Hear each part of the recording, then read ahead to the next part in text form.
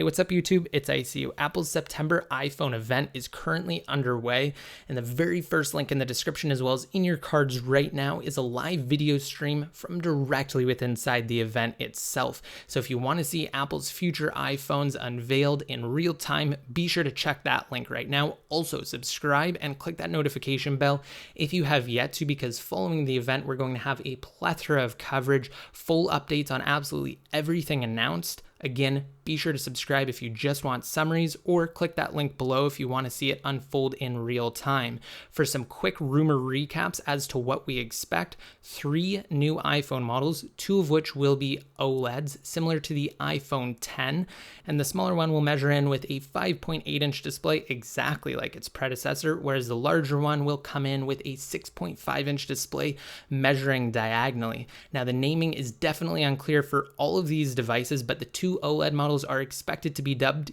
the iPhone XS and either XS Plus or XS Max, and the LCD iPhone, so the one with the liquid crystal display, the cheaper one, is expected to feature a 6.1-inch display, measuring diagonally, of course, and it will have a lower price tag. They're all said to feature Face ID and edge-to-edge displays like the iPhone X. They will all be powered by faster processors, they'll have faster LTE, and improved cameras. We also expect to see the Apple Watch Series 4, which will receive an iPhone X treatment, meaning it will get an edge-to-edge display as well.